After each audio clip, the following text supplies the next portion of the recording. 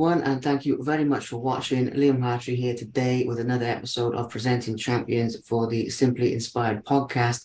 Today, joined by a very special guest, Grant Bogdanove, who is got some amazing achievements to share with us today in the world of jiu-jitsu, grappling, both G and no G. To list out some of those, he is the All Japan champion in both styles, G and no G, undefeated in MMA as well, 3-0, with two of those fights with the Rising Fight Federation and one, I believe, with the Deep Federation as well. Has 100% finish rate in MMA so far.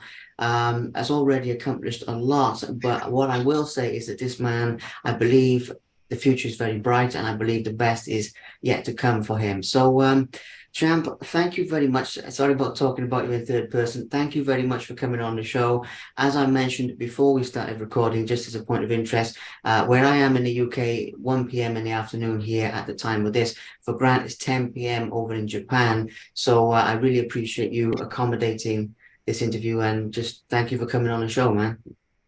Yeah, it is my pleasure and my honor to be here.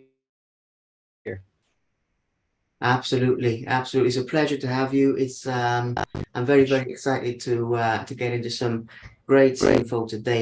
Appreciate your kind words and everything.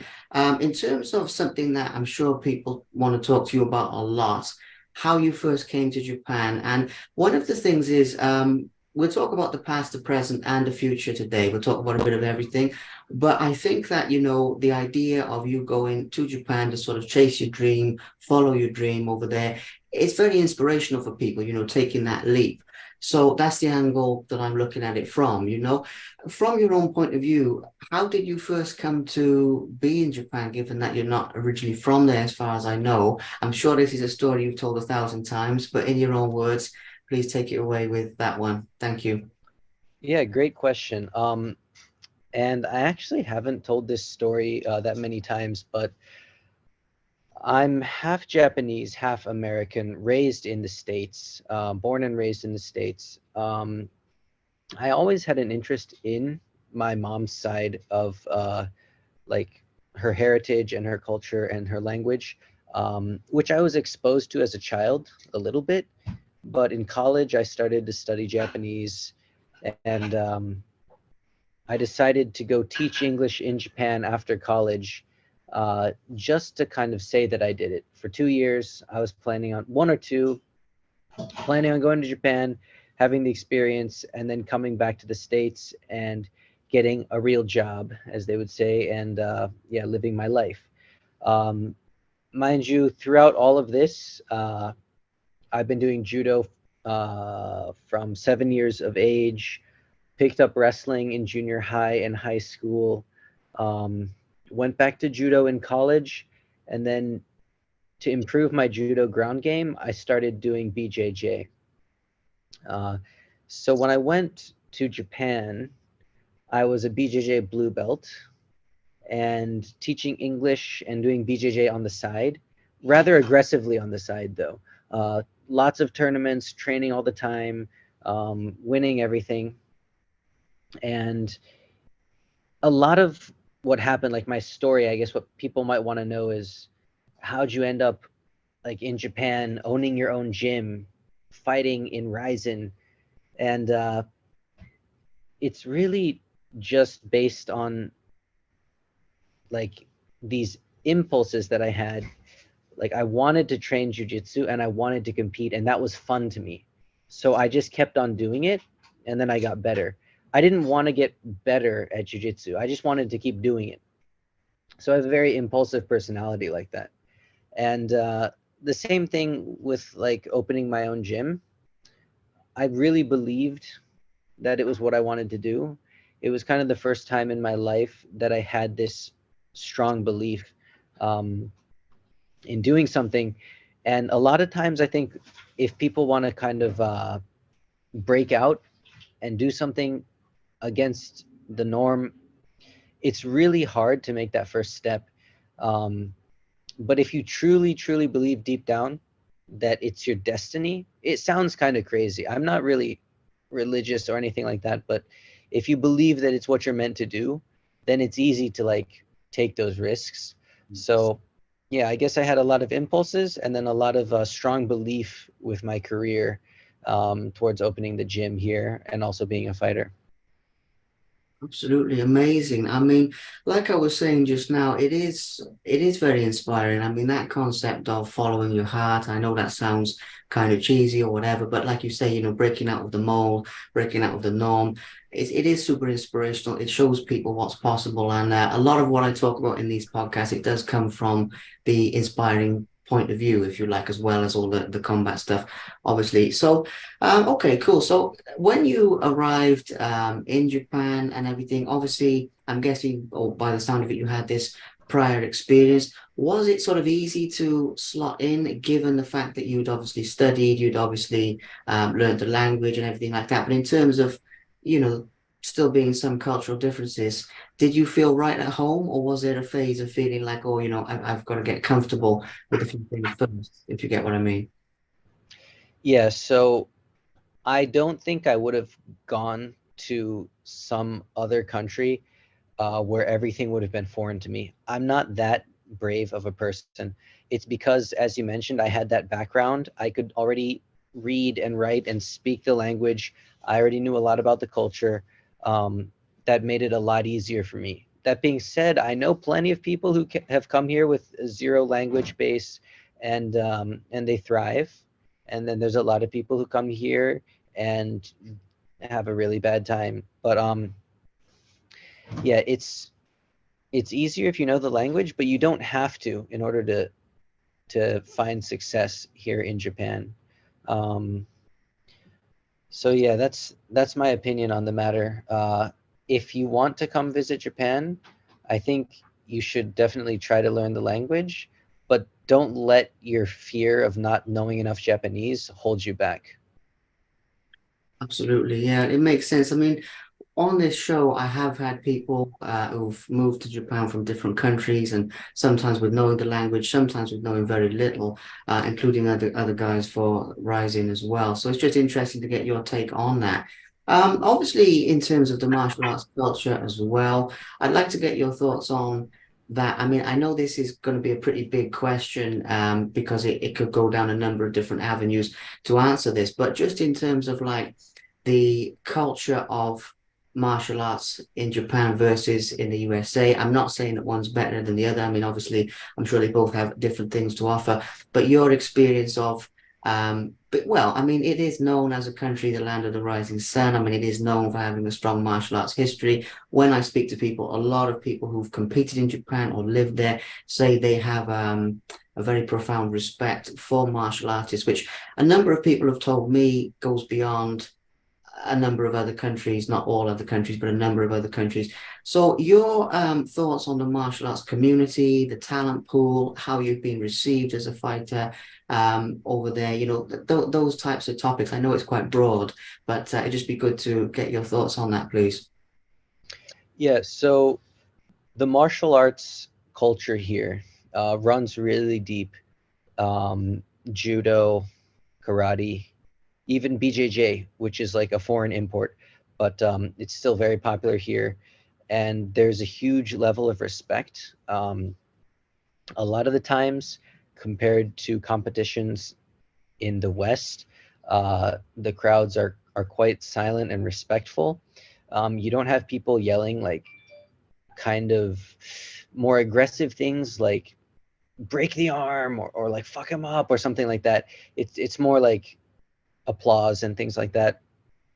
Um, and as far as the MMA scene goes here, uh, the Japanese MMA scene is really unique in that there are great fighters here, like real fighters who fought or are fighting in the UFC or won championship, Murderers Row over there. There's even that level of fighter in Rizin, but the other side of the coin in JMMA is that it's heavily based on entertainment.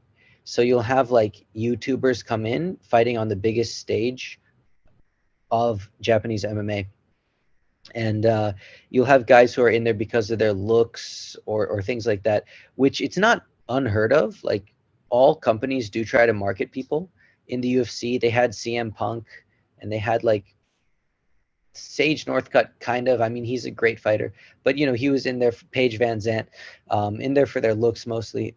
But that's just really prevalent here in Japan. And then anyone who knows about the MMA scene in Japan, about the fall of Pride and things like that, know that like organized crime has their hands in deep in MMA, and that's totally true. Um, so that's something that like, yeah, I mean, there's shady stuff in any kind of business, but that's something that is still very much alive in Japan. That's fascinating. You see, that's why I was asking that question quite broadly because I thought it could go down different avenues. And yeah, I mean, obviously the whole people being in there for their looks and things like that is interesting that that's prevalent because there's a lot of controversial conversations going on elsewhere, like with Jake Paul and people like that coming into it. Whereas obviously it sounds like in Japan that's been away for a long time, which I have heard. I personally follow the everything like that Japanese MMA and martial arts, kickboxing, all of it immensely. But I'm asking that more for anybody watching this who's somewhere else in the world. They might not know as much about it. So honing in on you personally now, because obviously we've had a few broad topics about the culture, your transition into the culture and what have you, but honing in a little bit more on your martial arts itself. Obviously, your journey through jiu-jitsu now, I heard the judo background, but particularly with BJJ being what you're known for, when you first started competing in that, I often find when I interview people, they go through levels. What I mean by that is people start off as fun, which you did mention. You did mention you weren't aiming to get better; you were just enjoying the process. But at what point did you realize how far you could go with that? Because I often find when I do these, there's often like a flip that people go through where they realize, okay, this is fun, I enjoy it, it's a great hobby, it improves my confidence, whatever it is. But at a point in time, they realize actually I can make an impact with this. I can take this a long way. So for you, what was the timeline of that, if there ever was a timeline, or have you just been continually keeping the same mentality that you mentioned earlier and just enjoying the process, or was there a time where you thought actually I can take this a long way, if you get what I mean with this one? So yeah, for me, I've just been enjoying this process and the good things that come my way just sort of happen. Like I happen to be in the right place at the right time a lot of the times. Um, and I feel like I kind of perceive it in that way because I know I do work hard and stuff, but I'm not like struggling and suffering when I'm training because I enjoy it. So the fact that I enjoy training, I think really helps. If you can have like a positive attitude towards your training, it's going to help you so much. And then the results will come. Um, I've had a lot of good mentors along the way, a lot of people who believed in me and said, yeah, you know what, in the future, you could be in Rizin. And at the time, I was thinking, wow, like, thanks for saying that, but that's totally impossible. You're crazy. And then it happens like years later. So there's people along the way that believe in you and help you. I really think that they're kind of vital to your success. Even if you blow them off, like you'll remember that person later and thank them. Um, and yeah, with the BJJ, it's just a continual journey. Um, any person is going to doubt themselves in any sort of competitive endeavor, and I still have a lot of self doubt. Like, yeah, there's no way I could be a world champion. There's no way I could make it to the UFC or things like that. But that was the same kind of thinking I had 5 years ago about some of the things that I've already done. So thinking about it that way, like, it kind of motivates me to maybe try even more and go for even bigger goals. Um, if that answers the question. It does. It answers the question very, very well. Because it is a mindset thing at the end of the day. It's something that I'm personally fascinated by, but I also try to share with people because what you've said there, it's applicable to any life area. That's what's amazing about that, is obviously it's applicable to sports and somebody who wants to be a combat sports athlete or a competitor, but at the same time, you can apply some of those thought processes and how you've grown to that to business, to studies, to uh, having a successful relationship, to any life area, which is what's super cool. And I do try and bring out some of those little gems in these podcasts because we will talk about some technical stuff with BJJ as well, but there are 1,000 people out there who can talk about that brilliantly. So I try and give it a little bit of a different spin with getting into some of the mindset stuff and things of that nature. So I appreciate the brutally honest answer as well about self-doubt because a lot of people would deny that. A lot of people would say, "Oh no, no, I've been on with some fighters on here, and they say, "Oh no, no, I don't have that." But you know that everybody does really. It's just about how they handle it. So thank you for being an open book on that. Let's get into it a little bit more with obviously some of your achievements. Um, Again, broad question, but G, no G. I mean, you've done a bit of both and everything like that. Between the different styles you've competed in, obviously with BJJ and obviously your transition into MMA, do you have a favorite out of well, let's say out of those three G, no G styles with BJJ, but is BJJ also more important to you than MMA? Are they equal? It'd be good to get a little bit of more on your focus points because you're obviously very passionate about BJJ. I mean, your face sort of lights up with passion when you speak about that. Is MMA on par with that, or is it more secondary in your mind? Yeah, that's a great question. So MMA and BJJ, for me, are kind of in the same place as most other people around the world would see them. What I mean by that is BJJ, it's a participator sport. Nobody really watches BJJ unless they do BJJ. And even those people who do BJJ, a lot of them don't even watch competitive BJJ. MMA, on the other hand, the only people doing MMA are fighters. Like, it's not something that you do for fun. It's not something that you do after your 9 to 5 as a hobby. But people watch it. It's a spectator sport. And for me, I love to watch MMA. I'm a huge fan, and I love that aspect of it. But with BJJ, doing BJJ is my passion. So I have done MMA and I will do MMA, but I think like my number one thing is definitely BJJ.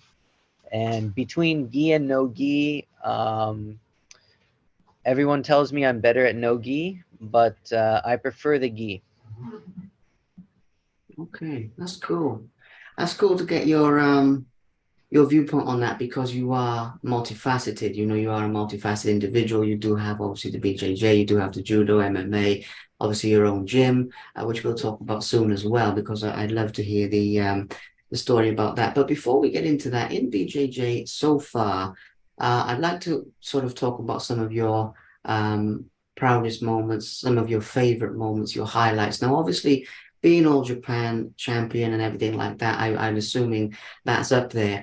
But I ask this question because so many times I've asked people this and I thought, oh, their favorite fight is going to be like the world title win or some big thing that they're known for. And often cases it's not. Often cases they'll say, oh, your favorite fight or favorite achievement is actually something else. So that's the reason I never assume with that question. Like I said in the beginning, I believe for you personally, the best is yet to come. I'm not just saying that. I mean, with your drive and dedication and a sort of evolution, enjoying the process, there's some good things ahead. But so far out of what you've achieved, um, because we won't have time to talk about them all anyway. So picking some of your highlights, some of your favorites that stand out for you, and the reason why those particular ones are your favorites. Be great to get into that a little bit. Your personal highlights, basically. Yeah, so I would say the biggest one for me was back in 2021, uh, June 19th, 2021. That's when I made my pro MMA debut. And at the time, I was a brown belt, and I was going through like a very hectic and large period of change in my life. And after the MMA debut, after I was able to win, I got my black belt in the cage from my coach Leandro Cusano, and that symbolized like the end of a long struggle, but also the beginning of a completely new journey. It's a lot of the people doing martial arts and BJJ, they're focused on that black belt, but once you actually get it, you begin to realize that it's only the beginning, because now you're a teacher and now you got to bring people up. And yeah, it's not that you get your black belt and you're done and you achieved it.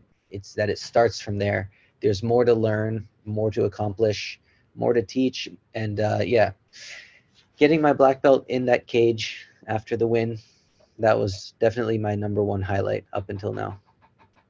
Wow. Yeah, incredible. You see, I mean, amazing achievements, incredible, but there are quite a few amazing achievements in your life. So that's why I love asking that question because it's sort of fascinating to see which one will actually pop up and be the one. So, as well as that, obviously with MMA, and like I mentioned at the beginning, 100% finish rate. Maybe for you, there's not much in terms of difference. I don't know. But do you have one that you regard to be your best finish so far, in your own words? I mean, people can probably guess this from watching the fights, but still, in your own words, you were the one in the cage. So it'd be great to get your thoughts on that as well, you know? Yeah, so my second fight, I was still pretty new to MMA, and my opponent was he's a pro wrestler, Okuda Keisuke, but he's fought in like Lethway and various other like martial arts, real tough, like headbutting, bare knuckle type of stuff. Uh, and he's kind of crazy. So I knew he wouldn't do like the normal MMA fighter style thing where they pitter patter with the jabs and the low kicks at the beginning. Like I thought he was going to come in pretty crazy, so I was scared. And he popped me in the nose like right off the bat, and I had injured it like 2 weeks before, so it bled right away. And then he pushed me up against the cage and kneed me in the gut, and I thought I was going to go down. Like it was that hard in the liver. And I seriously thought that was the end of it. I thought I was going to go down and get pounded out. But then my lizard brain took over, and like I took him down really fast, mounted him, and then on his escape, I timed the rear naked choke and got the fastest finish in Rizin history. So the fact that I made that record, uh, and my first fight in Rizin, able to get the finish over a guy who I was kind of scared of, was really nice. That's definitely my favorite finish out of all of those. Wow, it's incredible achievement. I should have mentioned that in the beginning, by the way, the fastest finish. Sorry to miss that, but I'm glad we got that in there now anyway. Yeah, amazing. I mean, those Lethway guys, they are well, I've interviewed quite a few actually, including, funnily enough, only about a week or 10 days ago, this guy, Daryl Lakoku, I think his name is, just also a rising fighter, was on this show as well, talking about Lethway and the headbutts and stuff. Absolutely insane. So yeah, finishing him, what an achievement, fastest finish. I knew that one would come up somewhere, so I'm glad we got that in there. As well as that, we'll talk more about your future as a competitor shortly as well. But in terms of obviously you opening your own gym and you teaching and sort of the way I personally see it is sort of giving back to the sport in many ways. I mean, obviously the sport has given you so much so far and more to come. The fact you're giving back, I've got a lot of respect for that. It's not a question. I'm just saying it's always nice when people reach that high level to then take the time to give back. So let's get into it first with opening your own gym. At quite a young age as well. I mean, I don't know exactly how old you are, but you seem quite young, so that's a great achievement.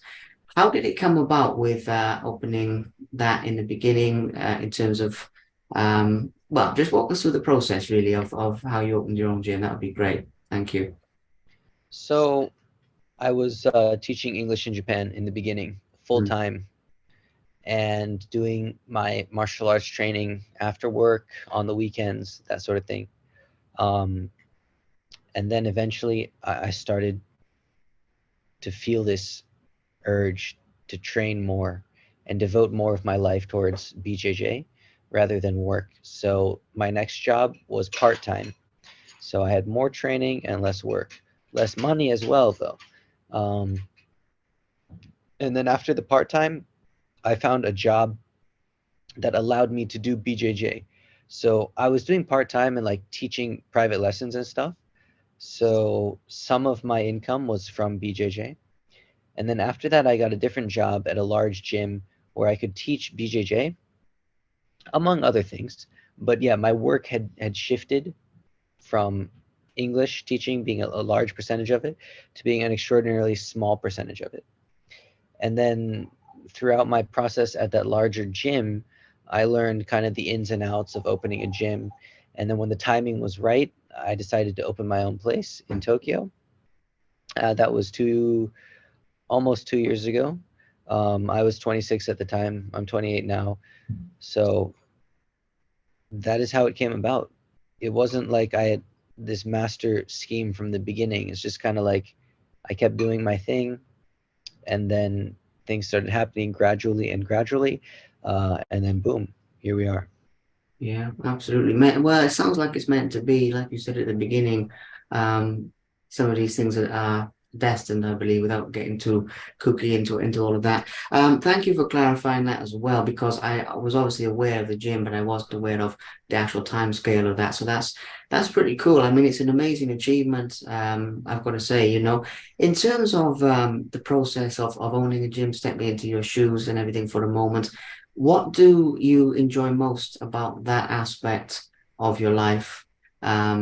Maybe it's the business side, maybe it's bringing people on, seeing them develop or something. I'm not sure. In your own words, what do you enjoy most about it? So what I enjoy daily Mm. is the fact that I'm no longer employed, and up until I opened my own gym, I had never had the thought of what it would be like to not be employed. Like my entire life, you're in school being told what to do by a teacher. You're in a company being told what to do by your manager. Um, and you get your paycheck, you get what's in your contract, and that's all. And you live and you just kind of go through the motions. Now, everything I do that's good is I get to reap the rewards from that. Everything I do that's bad, that's on me. Um, it's never like a coworker's fault anymore that something bad happens to me. If something bad happens, I did that myself. If something good happens, I take that as my own. So that's like from the business side of it, being your own boss, like you see it on the motivational quotes on Instagram and stuff all the time, but it's so true. And I think that yeah, it's good to experience that. It's definitely changed my outlook on like kind of traditional, especially here in Japan. The company lifestyle is like really strong, but being independent and stuff is really good as well. And what I enjoy, like kind of from time to time, rather than the daily business stuff, is seeing my students succeed. So when my students like maybe they land a sponsorship or they get a big fight lined up, and even better, a big victory, and they've used the things that we've trained to help them achieve their victory. First of all, when a student goes into a match, especially MMA, if it's MMA, I'm way more nervous than I am for one of my own fights. It's crazy how nervous you get when you're not the one fighting.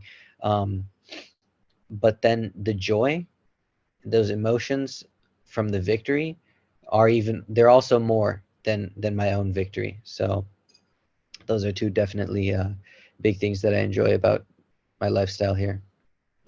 Absolutely amazing. Yeah, being self-employed, being your own boss is there's nothing quite like it, is there? Absolutely.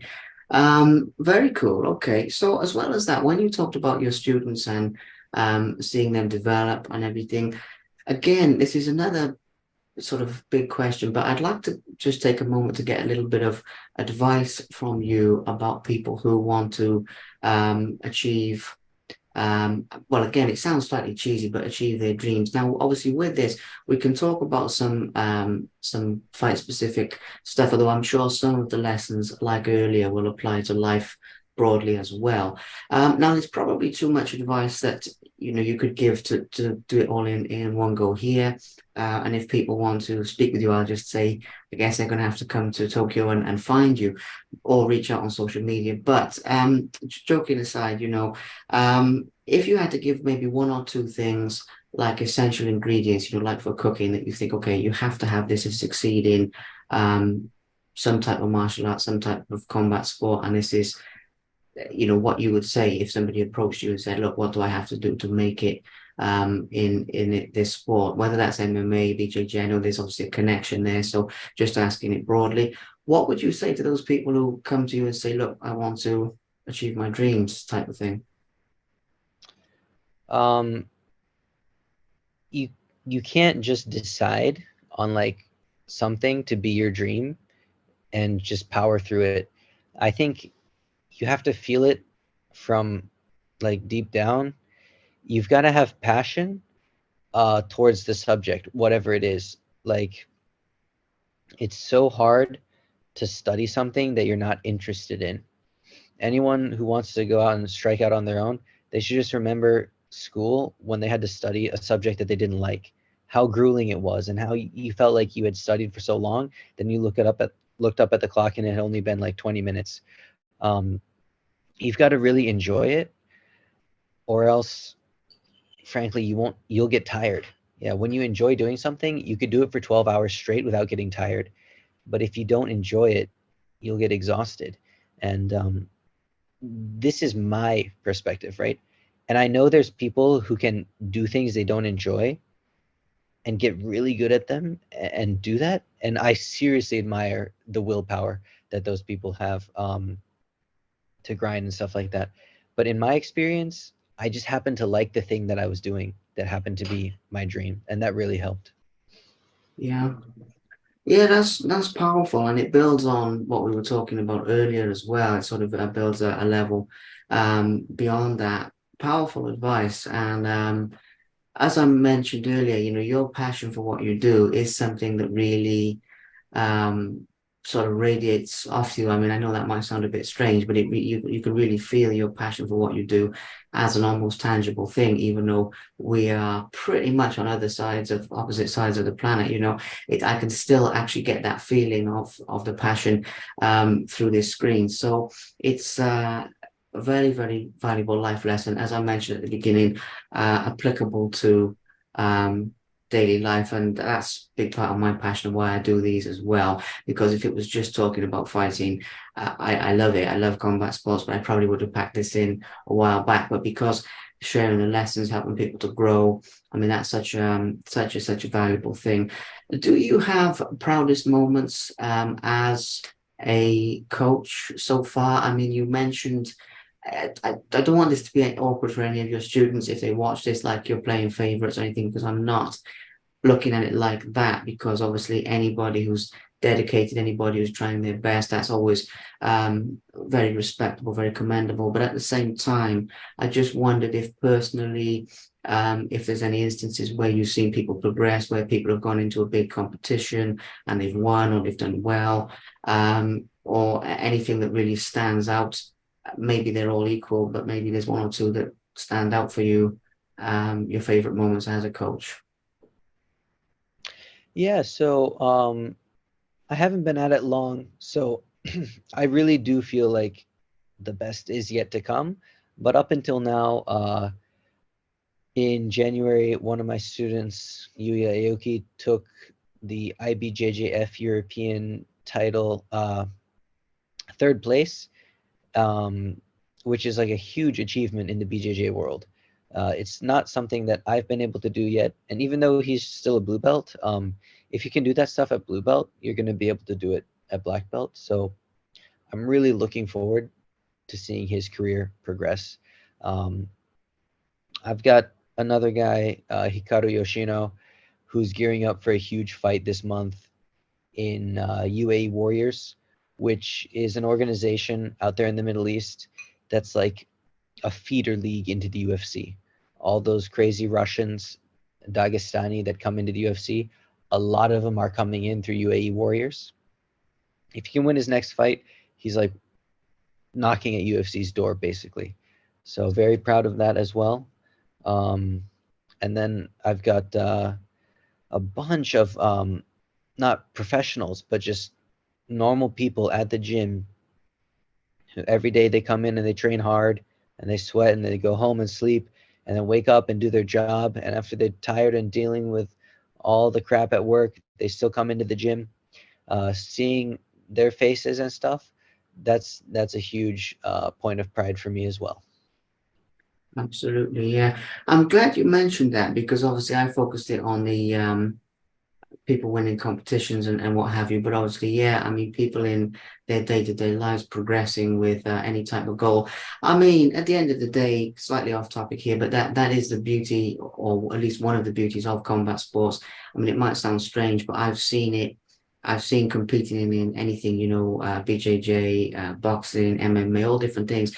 People come into it with, and it can be like low self-esteem. They train for like a couple of months or something. They're a lot more confident. They're talking to people. They're getting out of their shell. Obviously, physical things. Weight loss, body confidence, all that stuff. Massive. I've seen a lot of people overcome like addictions. Alcoholism, drugs, things like that through training. I mean, it sounds strange, but I think it's actually such a healing process, even though it would be perceived by the outside world as being aggressive. It's weirdly such a healing thing. I mean, that's off topic, but it's something that sort of resonated with me from what you were saying. So obviously, I am aware and I am mindful that it's getting late in your evening. I don't know how long of a day you've had, but I won't be keeping this going until you sort of fall asleep there or something. Because all joking aside, I am mindful of that. So moving into the last couple of things. Or as I say, the last couple, maybe the last two, maybe three topics. Obviously, we will talk about your future now. I'd like to get your thoughts quickly on being All Japan champion, as I mentioned at the beginning. Again, I don't have a narrow question about this, like specifically this element, but just what that means to you as an achievement, what the experience of winning that was like in your own words, and just really your memories from that achievement. After that, then we can talk about your future plans, and that's pretty much it, to be honest. But I was just thinking, I have to give the All Japan Championship a mention because that's an amazing achievement. Yeah, thank you. I really appreciate that. That is uh, a big one that I was able to get. Um, so this kind of harkens back to one of the earlier questions about the martial arts culture and community here in Japan specifically. Um, so in the judo world and in karate and basically everything, like the All Japan Championships, uh, that's a huge competition every year. If you could win All Japan, there are people who say that it's harder to win an All Japan than it is to win an Olympics. And the reason is that in judo, because in the Olympics, there's only one person, or there's like a limited amount of people per category. I think it's one from each country, but like the first 10 people on the Japanese roster could be better than all of the other like countries' judo athletes combined. So it has that name value, like All Japan here. It's very strong. Um, so getting that title is really important, and that was my first competition as a black belt after I got my black belt in the cage. Um, so I was like the up and comer. I had seen all these guys uh, as I was a color belt, watching them compete at black belt. Now it's finally my time to get my hands on those guys who had, I had been looking up to and the whole time. Then I was able to win, and both gi and no gi, gi in 2021 and no gi last year. Um, yeah, really good achievements. As for BJJ, like All Japan isn't the hardest tournament in the world um, compared to judo, but yeah, it still has like name recognition in Japan. So Absolutely, yeah. Well, I mean, I'd say it has name recognition around the world, to be honest, because I mean, it's something. I suppose it depends on how much people follow the sport, and with martial arts, I'm just an absolute nut for it. So I watch everything and follow everything across multiple different styles. So obviously, I've heard of it, but I think generally it carries a lot of name value, I would say. Amazing achievement. I'm glad we got to mention that. Now, obviously, your future plans.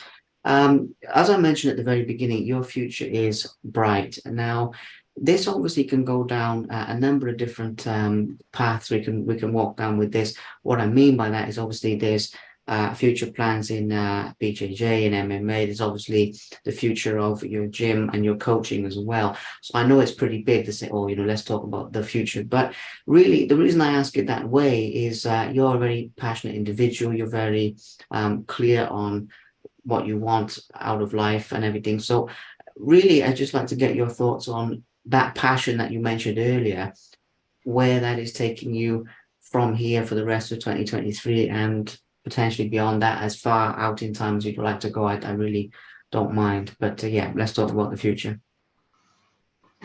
Yeah, so for me, I'm mostly thinking about the near future. And in gi jiu-jitsu, I'm looking to take a big title at black belt. That's what I got to do to be satisfied in BJJ. Is I have to get either a European title or Pan Americans or world. But I think European would be the easiest one to get, so that's what I'm aiming for. As far as submission grappling goes, without the gi, I'm looking for super fights in whether there's shows in Japan. We got some good shows here. Unrivaled, which is a new show they're doing. Um, we had Quintet back in the day, and One Championship has good submission grappling matches these days. So for Nogi, that's what I'm interested in. Uh, and then for MMA, if Ryzen gives me a good offer, I will take it. And I'm also, it's a long shot, but Road to UFC, that's a tournament that they're doing in Asia every year now. And if you win it, you can go straight into the UFC. So, yeah, my plan is to push my students towards that and also try it myself just to test myself. Yeah.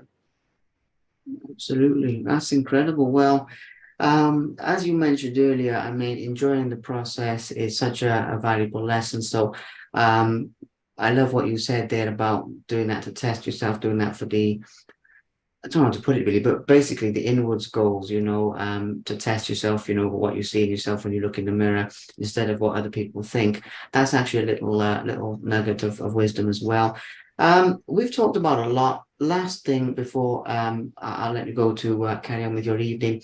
I usually close out the interviews with thank yous because there's often a lot of people helping fighters with their daily lives. Obviously, in your life, you'll know them, they'll know you, but from the outside world's point of view, they're effectively behind the scenes because Mhm. they're obviously like part of your team, or I mean, it's not just a team either. This can be sponsors, family members who help out, even people who support you on social media from a distance, and obviously the fans because the sport would be nothing without them. So it's quite broad, but just in terms of anyone that you would like to thank, anyone you'd like to give a shout out to, and that'll be the last question for the evening, please. Yeah, so that is very important. And a lot of times people only focus on the fighter, but because it's like an individual sport, one on one. But what they don't understand is that there's a huge team behind that fighter. And the closest ones are obviously friends and family. Family's been there from day one, supporting my career. Huge shout out, huge thank you. At the end of the day, really, family is all that there is. And then kind of expanding out, there's my training partners, right? Those guys, they're consistently there for me, helping me get better, helping to push me. There's my students as well, um, the fans. on social media, like the fans that I have here in Japan on social media are really awesome, positive people, encouraging. There aren't any haters here. It's crazy. Like there's no haters, so it's a beautiful thing. Um, and then all the media, like here in Japan, especially with MMA, it's different because there's money flowing through MMA. But with BJJ and nogi grappling, like a lot of the people who toil behind the scenes to make the tournaments happen and to run the cameras, to do interviews and things like that, they're not making like good money at all, but they do it because it's what they like to do, and it's because of them that us as fighters can kind of be in that spotlight and enjoy that aspect of it. But yeah, those guys working behind the scenes, it's really got to shout them out as well. Absolutely, yeah. I mean, it's wonderful to give them a mention because there's so many people doing good work. I mean, just as you mentioned, mostly for the love of it, and obviously, MMA and combat sport, it is a business, but a lot of people involved. As you mentioned, BJJ and everything, it's for the love, and that's the same around the world. When I speak to fighters all around the world, and it's always good to give those people a mention. Like I mentioned at the beginning, thank you so much for coming on the show. Thank you for taking time out of your evening because it's obviously coming up on 11 p.m. I think for you. So it's and you've probably had a long day. So I am sincerely very grateful for that. So I hope you get some well-deserved rest this evening. Definitely look forward to following your future fights and your future achievements. And I will lastly advise everyone listening to this to do the same. In tongue-tied there, do the same thing. Follow Grant on social media. He's a very accessible guy, and there's a lot of exciting developments yet to come. The future is very, very bright. So I will give that a quick shout out for you. But thank you again. And when this is released, I'll tag you and everything. I'd appreciate a reshare if that's all right. But other than that, we're all good. And once again, thank you for your time. Thank you. Yeah, thank you so much, Liam. I will definitely repost everything. Just let me know when it's up. I really appreciate your time, and it was my pleasure and my honor to be here. Likewise, my pleasure, my honor as well. Have a great evening. Thank you very much for watching. Please subscribe to the Simply Inspired YouTube channel, and there'll be more videos coming soon.